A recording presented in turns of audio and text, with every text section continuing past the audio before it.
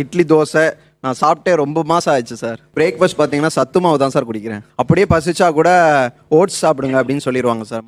என்னடா சொல்றே? இப்போ சத்துமாவே ஒரு டம்ளர் ஃபுல்லா குடிச்சாருன்னா அதுவே அவருக்கு வந்து ஃபில்லிங்கா தான் இருக்கும். அவருக்கு ஃபில்லிங்கா இருக்கணும், அவருக்கு தானமா தெரியும். அது அவருக்கு ஃபில்லிங்கா இருக்கணும் சார். என்ன கொடுமை சரவணன்.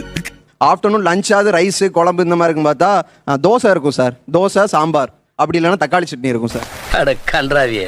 எந்திரிச்சுன்னு ஏமா இப்படி சாப்பிட்டு வளர்ந்த பையனுக்கு காலையில சத்து மாவு மத்தியானம் வறண்ட தோசையும் கொடுத்தா எப்படிமா சாப்பிட முடியும்? அதுல அவனுக்கு ஒரு டென்ஷன், நமக்கு ஒரு சந்தோஷம், அவ்வளவுதான். அது எனக்கு ஒரு ஆசை. என் ஹஸ்பண்ட் கொஞ்சம் நல்லா ஒரு 4-6 பேக்ஸ் இல்லைனாலும் அட்லீஸ்ட் 4 பேக்ஸ் ப்ராட் ஆர்ம்ஸ்ல நல்லா இருக்கணும். இப்போ நான் வாயில நல்லா வருது சொல்ல முடியும். ஒரு பிக்சர் போஸ்ட் பண்றேன் சோஷியல் சர்க்கிள்ல, நான் போஸ்ட் பண்ணும் போது எல்லாரும் பார்த்து என் ஹஸ்பண்டை பிரைஸ் பண்ணணும் அப்படின்னு நான் நினைப்பேன்.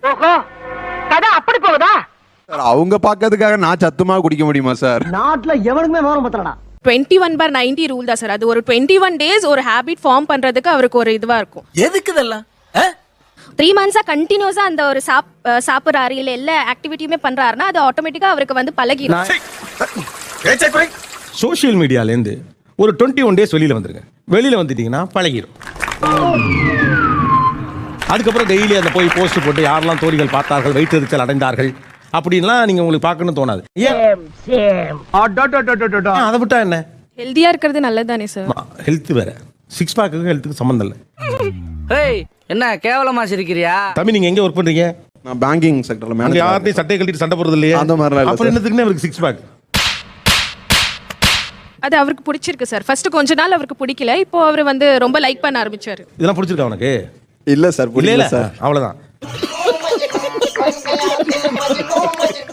வீட்டுக்கு வரணும். நான் இருக்கிறேன் குறுக்க, என்ன வீட்டுக்கு வரணும்?